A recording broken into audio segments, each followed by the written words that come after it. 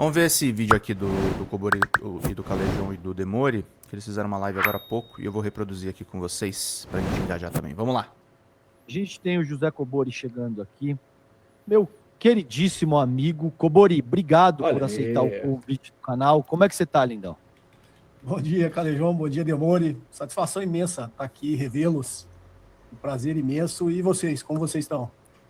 Tudo bem. Tudo ótimo. Obrigado, querido. Cobori, vamos começar. Tem um negócio aqui, uma fala tua que é muito boa. Todo mundo conhece, o Cobori dispensa a apresentação. E tem uma questão da Ambipar, que o caso Master ganhou muita relevância a ponto de determinar, mudar o paradigma da política institucional, os ventos da política que a gente fala, né? Ao longo dos últimos meses aí a gente via, houve um momento no qual o Flávio chegou a ser competitivo, parecia empatado em algumas sondagens e tal. E aí o time do Intercept, nosso queridíssimo amigo Paulo Motorim, publica o áudio do amigão, ele batendo a carteira do Vorcaro. Isso muda, digamos assim, a dinâmica, e o Master ganha uma centralidade de principal tema, não é mais importante, não é só um tema importante. Ganha um caráter de centralidade no debate público e na forma como a eleição, esse momento eleitoral agora está acontecendo. E aí você tem uma explicação muito boa sobre a Ambipar, que foi coisas que você acompanhou de muito perto, como eles já estavam utilizando isso, a Ambipar, para depois engordar o golpe do Master, inclusive. Contra para a nossa audiência, a gente tem mais de 9.100 aparelhos conectados agora, Cobori. Do que se trata isso aí? E o que eu entendo, o novo livro do Demore também, vejam depois, tá? O Coisa Nossa também fala muito dessa questão, mas do que é a gênesis do Banco Master nessa ocasião contigo, Cobori? Na realidade, inclusive, eu acho que tem um investidor aí que está até pedindo proteção, né? Que ele já denuncia aquele investidor considerado um estilo do investidor ativista, né? Aquele que entra nas empresas, toma o controle por meios não tão comuns, né, no mercado financeiro, que é o Nelson Tanuri, né? Acho que ele foi até citado numa dessas CPIs aí que fizeram sobre as fraudes na Americanas e tal, e ele foi lá e falou sobre o Nelson Tanuri. O Nelson Tanuri, na realidade, que é do mercado financeiro, conhece muito bem o estilo de investidor que ele é, né? E no caso da Ambipar, já era antigo isso aí, e as pessoas sempre me perguntam quando tem alguma coisa estranha, e aí eu sempre procuro dar uma olhada com um pouco mais de cuidado. E o Nelson Tanuri, na realidade, ele comprou a EMAI, né? A Empresa Municipal de Água e Energia aqui de São Paulo, e quando ele tentou comprar a EMAI, ele colocou as ações da Ambipar como garantia, né? Para dar lastro nessa oferta de aquisição que ele fez na licitação para vender, para privatizar a EMAI. Só que as ações da Ambipar, elas precisavam ter um certo valor, né? E não tinha. Então o Nelson Tanuri, junto com o controlador da Ambipar e 2 fundos do Banco Master, na época, eles fizeram uma manipulação no mercado, inflaram as ações da Ambipar em mais de 800%, para que essa ação pudesse ser utilizada nessa privatização.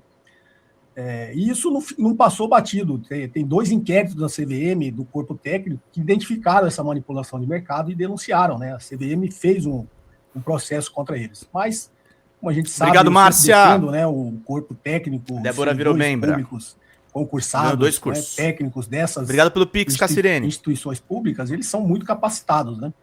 Eu sempre brinco que eu conheço vários deles, que muitos foram meus alunos lá no IBMEC. Só voltando um pouquinho para o assunto da Galanz e do Campedelli, feed está lotado de conteúdo Red Pill, feeds dos shorts do YouTube também. Cara, eu tive experiência de dar uma pesquisada em conteúdos assim, tá desse jeito mesmo.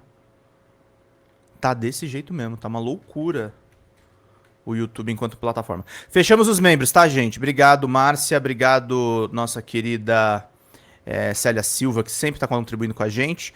170 é o que falta agora de meta. Se a gente fechar a meta, eu vou pedir um pouquinho a mais pra gente tentar compensar o entrevista que foi ontem. Aliás, hoje teremos o nosso querido Paulo Motorim no Esquenta Eleições, tá, gente? Eu preciso ver com o Gabs, aliás, a arte pra gente fazer aqui direitinho as coisas. Vamos lá, queridos, vamos ver o Cobori.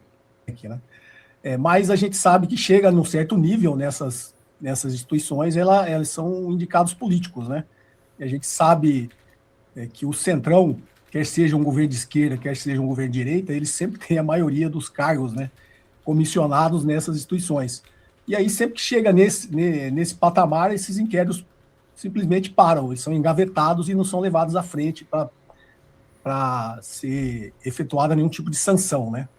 E aí, o que aconteceu? Depois que eles inflaram esse preço da Ambipar, ele adquiriu a EMAI, ele pegou o caixa da EMAI e comprou CDBs do Banco Master. Ele esvaziou o caixa da EMAI e comprou, né, CDBs do Banco Master. E lá na frente, os credores, né, dessa operação, que toda operação de aquisição, seja ela no mercado privado, ou seja ela em privatizações de empresas Que legal, Aline, boa! tem um corpo de credores ali, que tem os seus contratos que lhes permitem, né, retomar a empresa caso o comprador fique inadimplente. E foi o que aconteceu, né? Ele comprou a EMAI, esvaziou o caixa e parou de pagar os credores. Esses credores tomaram a EMAI de volta e depois venderam a preço de banana para a Sabesp, né? Então, a Sabesp já era uma privatização sob todas as suspeitas que a gente tem, né, que é do mercado, ainda pegou e quase de graça a EMAI nessa operação. Então, quando a gente olha isso aí, isso é antigo, isso já tinha acontecido, né, na Ambipar. E depois, esses mesmos credores, mais para frente, emitiram aqueles COIs, né, Certificado de Operações Estruturadas, da Ambipar para investidores em geral. E aí vocês devem se lembrar que há um tempo atrás teve investidor que perdeu até 97% do investimento, né, do capital que investiu nesses COIs. Então você vê que o mercado financeiro, eles não só sabiam, né, das coisas escusas, não só da Ambipar nesse caso, do Banco Master, como eles participaram, né? Acho que eu já até falei com você uma vez, né, Calejão, que o Banco Master não tinha capilaridade para distribuir 40 bilhões em CDBs, né? Obviamente ele se utilizou da capilaridade que o mercado financeiro tem para distribuir isso. Então o mercado financeiro, as duas maiores plataformas de investimentos do nosso mercado financeiro aqui da Faria Lima, foi quem distribuiu esses 40 bilhões em CDBs do Banco Master. Então você vê que tudo isso, e eu sempre faço questão de lembrar também que lá, no passado, 2 diretores da Caixa também se recusaram, né, na avaliação técnica, a comprar CDBs do Banco Master. E o que aconteceu com esses 2 diretores é que eles foram afastados, né, por ter feito a análise correta e não ter recomendado a compra do CDB do Banco Master pela Caixa Econômica. E a gente sabe muito bem, vocês também denunciaram lá atrás, né, quem que recebeu a Caixa ali no linguajar do mercado de porteira fechada, né? Pode indicar o presidente e todos os vice-presidentes da Caixa. Então, a gente vê que chega num determinado patamar, essas indicações políticas que acabam definindo os rumos aí dessas investigações que são feitas pelo corpo técnico, barrando aquelas que realmente denunciam o negócio e deixando a fraude ou a gestação dessa fraude ir evoluindo, né? Então, essa fala minha é sempre nesse sentido. Eu tive até no Senado, por incrível que pareça, eles me convidaram. Eu nem ia, porque era uma coisa muito protocolar, achei até meio infantil ali, de eles determinarem o Dia Nacional do Pequeno Investidor. E eles me chamaram lá, eu estive até lá com a Débora, né? A Débora Maganha. E aí, na minha fala, eu falei, eu não vou ficar fazendo esse papel de bobo aqui, protocolar, que todo mundo que foi lá, que era da Faria Lima, estava fazendo, né? É um dia lindo, vamos instituir o dia. Eu fui lá justamente para falar sobre isso, né? Todas as fraudes que aconteceram no mercado financeiro, e qual que é o papel do Estado nisso aí, né? Quer proteger o pequeno investidor, o Estado tem um papel importante de fiscalização e regulação desse mercado. E o Estado, quando eu falo, quando chega nas instâncias que realmente decidem, geralmente quem faz vista grossa e que deixa casos como o da Americanas, da Ambipar, do Banco Master chegar no patamar que chegou, né? Professor, a gente está em agosto e esse caso Pois se Juvencio. arrastou, né, do ano passado para esse ano. A gente viu aí muitos e muitos meses, muita coisa aconteceu, muita operação da Polícia Federal. Adorei, Marcos. Pedro, vou te chamar de Dilma. Aliás, muito me honra comparar com Dilma Rousseff. Não tem estatura para isso, não. Primeira mulher presidenta do Brasil. Atingiu a meta, dobra a meta. É só uma brincadeira. Sei que se não precisasse... cara. Eu só peço mesmo pra tentar compensar outra live. Se não bater hoje, não tem problema, não. A gente deixa pra amanhã. E a gente vai tocando. É que tem que fazer esse gerenciamento, gente. Não que vocês sejam obrigados a nada. Ninguém é obrigado a nada aqui. Todo mundo contribui porque pode, porque acha que é importante esse espaço, porque é um canal de 2 milhões de visualizações e a gente quer ele preservado. Mas eu tenho que ter a tarefa dura aqui de cobrar vocês, de trazer conteúdo, de trazer informação, de conferir o bastidor. Eu tô vendo aqui, inclusive, essas declarações aí a respeito da entrevista do Meteoro de hoje. Eu tô vendo aqui no bastidor o que tá rolando. Mas é por isso que a gente faz essa cobrança aí de metas. Esperando também que apareça alguém. Esse cara parece Igreja Universal. Que aí eu. Senta a lenha no comentário. Muita gente envolvida, muito dinheiro envolvido, valores que a gente até se espanta, né? Porque a ordem de grandeza mudou. Eu sempre faço aquela comparação. O senhor que sofreu, aliás, na mão da Lava Jato, deve estar feliz que a Gabriela Hart foi afastada por 2 anos pelo CNJ. Foi pouco, Não né? vou deixar o professor. Foi pouco. Não vou deixar o professor comemorar sozinho, mas pelo menos alguma coisa aconteceu em algum momento, né? Eu sempre faço a comparação, Cobori, que o balanço da Petrobras, que identificou prejuízo por conta da Lava Jato, da operação toda ali, identificou um prejuízo, né? O que eles alegavam na época, a Lava Jato, inclusive, de recuperação de grana e tal, de 6 bilhões de reais. Isso ao longo de muitos anos, né? No caso Master, professor, 6 bilhões de reais é uma troca de papéis feitas em 32 minutos de um fundo para o outro. Assim, é realmente um nível que a gente não estava acostumado, né? Agora, parece que a coisa, até pela proximidade do período eleitoral, parece que a coisa, assim, um pouco está em banho-maria, talvez aí a própria polícia, os órgãos policiais, judiciário e tal, estão esperando um pouco para ver se isso vai se misturar ou não com a eleição, ou se vai ser para depois e tal, mas o fato é que a gente tem aí gente presa, gente que se suicidou na cadeia, gente foragida, tem uma série de coisas, né? Beto Louco e tal, não sei o que, esses caras sumiram do radar, né? Ligado com carbono oculto, com toda aquela confusão que a gente viu. Que ponto que está essa história hoje, professor? O que o senhor acha que vai acontecer depois de tudo que a gente viu? Isso, você que é acostumado, né, também a estudar esses casos econômicos, judiciais, policiais, né? Primeiro, faz um balanço do que foi o caso Master para a gente, assim, se tivesse que dar uma aula, professor, o caso Master é um paradigma do quê? Ele é uma nova, é um novo patamar, um novo esquema que a gente viu no Brasil. Ele só tem mais dinheiro, mas é mais ou menos a mesma coisa que tinha. Porque os caras tinham até paramilitar, né? Os caras tinham um policial sniper em cima de prédio, assim, isso a gente não via nos outros escândalos de colarinho branco, né? Então, professor, para tentar entender, ele é um paradigma do quê? O caso Master. E se o senhor acha que o Vorcaro é realmente o líder da organização criminosa hipotética caso Master? Na realidade, assim, como você falou no início, né? O escândalo da Petrobras deu 6 bilhões, né? E o caso do Master lá, só o BRB comprou 16 bilhões em títulos que praticamente não existiam, né? Títulos não é nem podre, né? Eles não existiam, eles foram fabricados, né? Então, realmente, não só o Master com Americanas elevou o patamar da roubalheira e do escândalo e quebra o paradigma que todo mundo acha que é só empresa estatal, é só no setor público que existe corrupção. Mesmo no setor público, né, para existir corrupção, tem o corruptor também, né? E o corruptor sempre é um ente privado, né? Não tem como ter corrupção só no setor público. Só que o caso do Master e da Americanas mostram que esse mito da iniciativa privada é mais eficiente, tem mais controle, é mais difícil disso acontecer, caiu por terra, né? Porque não só acontece, como acontece num patamar muito superior, né? E aí isso, na realidade, quebra esse paradigma que, pelo menos no setor público, tem uma série de controles que não existem no setor privado. E o setor privado, ele se corrompe também. O caso da Americanas é uma corrupção 100% do setor privado.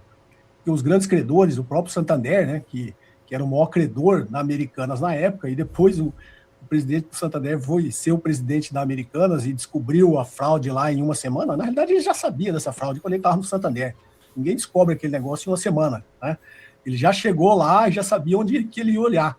Só que quando ele estava no Santander, ele tinha um conflito de interesses, né? O banco tem uma série de metas, né? De de carteira de crédito, e então eles sabiam que estava sendo feito coisa errada, mas estavam batendo a meta do banco de emprestar dinheiro e estavam emprestando.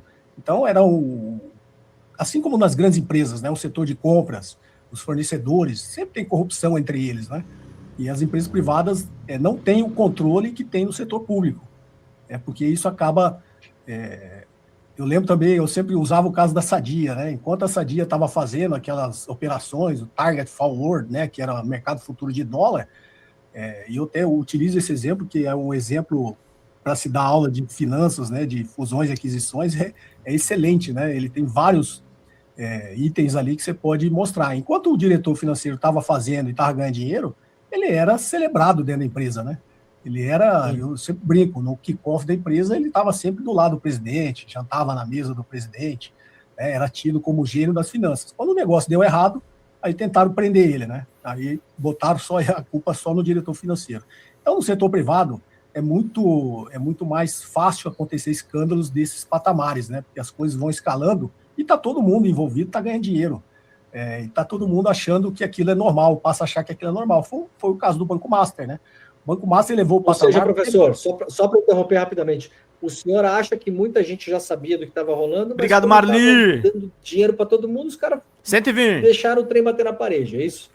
Exatamente. O do Banco Master, principalmente a parte pública lá, que infelizmente dos aposentados, né, do Rio Previdência, lá dos fundos de pensão do Rio de Janeiro, que o garotinho estados, fala. né, de 16 municípios, todo mundo estava comprando esses papéis, são letras financeiras que não tem a cobertura do Fundo Garantidor de Crédito, né? Então, quando eram esses fundos de pensão estavam comprando, obviamente aquilo era indicação política, né? Era o governador do Rio que indicou o presidente do Rio Previdência que dava a missão para ele, você tem que comprar os papéis aí desse banco aqui, né? Porque eu tomei um esquinho lá com o Daniel Vorcaro, fui na festinha dele, né? E a gente fez um acordo lá, tem que comprar os papéis dele. Então, infelizmente, esses fundos perderam mesmo, porque não tinha cobertura, né? Agora, quando foi para o mercado de massa pulverizado de vender CDB, aí era um conflito de interesse, era um modelo de incentivo completamente errado, né? A média de comissão de CDBs no mercado financeiro, que se paga para distribuir um CDB, é 0,5%. O Banco Master pagava 4%. Ele pagava 8 vezes mais. Obviamente, um assessor de investimento lá na ponta, que está vendendo um CDB lá para a tiazinha que tem 100 mil reais, ele, obviamente, o modelo de incentivo dele é vender o CDB do Banco Master. Ele vai ganhar 8 vezes mais se ele vender um CDB do Banco Itaú, né? Então, isso aí, o mercado já sabia que tinha alguma coisa errada. Ninguém paga 8 vezes mais para distribuir um papel se ele não tem um risco, no mínimo, 8 vezes maior do que os outros, né? Então, é uma relação que existe em finanças, né? Risco e retorno. Se tem um retorno muito maior, porque tem um risco muito maior. Então, e o mercado sabia, óbvio que sabia. Aí a gente sempre cai naquele dilema, né? Ou você não sabe nada do que você está fazendo, você é um incompetente, ou você participou do negócio, né? E essas grandes plataformas de investimento se vendem como os gênios da finança do mercado financeiro que estão revolucionando o mercado financeiro. Então, é óbvio que eles sabiam, né? Mas o modelo de incentivo, eles estavam ganhando muito dinheiro distribuindo CDB do Banco Master, né? E eles estavam alimentando essa roda e distribuindo. Aí o Banco Master estava operando isso, né? Estava operando o Fundo Garantidor de Crédito. E aí, obviamente, os grandes bancos começaram a ficar preocupados, porque quem aporta a maior parte do dinheiro do Fundo Garantidor de Crédito são os grandes bancos, são as grandes instituições, né? E o Daniel Vorcaro já estava tomando mais de 50%, né, do patrimônio do FGC para garantir só os papéis dele. Então, obviamente, os grandes bancos também sabiam. Agora, o Daniel Vorcaro era um outsider, né? Ele não veio do mercado financeiro, né? Ele já tinha um histórico bem duvidoso, né, do mercado imobiliário lá em Minas Gerais, e quando ele entrou no mercado financeiro, também é muito estranho, né, que ele recebeu autorização para operar, para comprar o Banco Máxima antes, né? Depois se transformou em Master, isso tudo na gestão do Roberto Campos Neto, né? Tudo passou, foi aprovação, passou, e até o Campos Neto entregar, ele não fez nada, né? Na verdade, quando o Campos Neto entregou a gestão do Banco Central em dezembro do ano que ele saiu, ele ainda deu um prazo de 3 meses, né, para o Banco Master fazer um aporte de 2 bilhões de reais para cobrir aquela que eles identificaram seria o problema de solvência dele, o problema de liquidez que o Banco Master tinha. E, coincidentemente, 3 meses depois, o BRB fez uma oferta dos exatos 2 bilhões, né, pelo Banco Master. Então, o Banco Central sabia? O Banco Central sabia também, tá? Isso eu não tenho dúvidas de que o Banco Central sabia que aquele negócio era um negócio que não ia dar certo. Até porque até as coisas que são bem geridas no mercado financeiro tem um risco muito grande de dar errado, né? Porque os bancos, eles trabalham alavancadíssimos, né? Sempre com o dinheiro... Tanto que o índice de Basileia, que já está no Basileia 3, né? Que é um índice que eles estipulam de quanto o banco tem que ter de capital próprio frente a tudo que ele empresta, né? Então, esse índice de Basileia é 13%. Ou seja, o banco precisa ter obrigatoriamente R$13 de capital próprio a cada R$100 que ele empresta. Tá? E mesmo assim, os bancos quebram, né? Os bancos quebram por uma simples falha numa gestão, de deixar a inadimplência sair do parâmetro, ou conceder créditos não tão AAA assim, e os bancos quebram. Imagina o Banco Master, da forma que ele estava fazendo.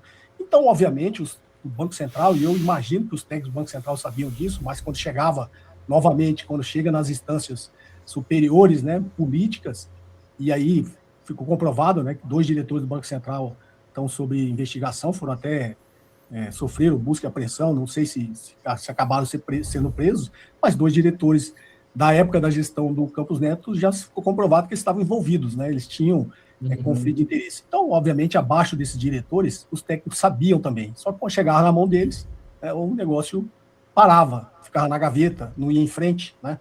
Então, a lição que a gente tira disso é porque, como ele é um outsider, né, ele já tinha um modus operandi de corromper as pessoas em todos o histórico que ele tinha, ele levou isso ao grau máximo no mercado financeiro, né? Ele envolveu todos os poderes da República, né? Executivo, legislativo, judiciário, envolveu governos de estado, envolveu prefeituras de município, colocou todo mundo na carteira dele, aquele é o tal negócio, né? Eu compro todo mundo, envolvo todo mundo, e aí eu me blindo por causa disso, né? E talvez, como você falou, Demore, a gente ainda vá descobrir muita coisa aí que deve surgir. Agora, por que esse negócio parou? Não sei. Eu acho que é porque é ano de eleição e eles estão tentando desviar o foco, né? Você pode ver que os escândalos da vez agora já não citam mais o Master, né? Já voltaram lá para o escândalo do INSS, já estão indo atrás do filho do Lula. Lulinho, né? Isso é tudo para desviar o foco do Banco Master, porque o Banco Master, eu acho que tem um potencial aí de derrubar uma boa parte da República. Oi gente, eu sou a Sara Miranda do Folha TV. Eu tô aqui para agradecer sua presença no nosso canal e pedir para você continuar apoiando o nosso jornalismo progressista independente, que precisa muito da sua ajuda. A primeira coisa, se você não está inscrito no nosso canal, já faz isso agora e receba as notificações das nossas lives. Além disso, você pode acompanhar toda a nossa programação durante a semana. Também tem outras formas de você continuar nos apoiando financeiramente. Uma delas é pelo Pix, folhademocrata@gmail.com. Também temos o apoia-se/Folha TV, onde você faz contribuições mensais e recorrentes e nos ajuda muito. Além disso, você pode se tornar membro do nosso canal. Clica lá no YouTube em tornar-se membro, veja qual é o pacote que melhor cabe no seu bolso e fique mais pertinho da gente, inclusive em grupo de WhatsApp com toda a nossa equipe com quem você pode interagir. Apoiar um canal progressista também é uma forma de militância. Então fica aqui com a gente, apoia o Folha TV, eu te vejo nas próximas lives. Beijo, até mais!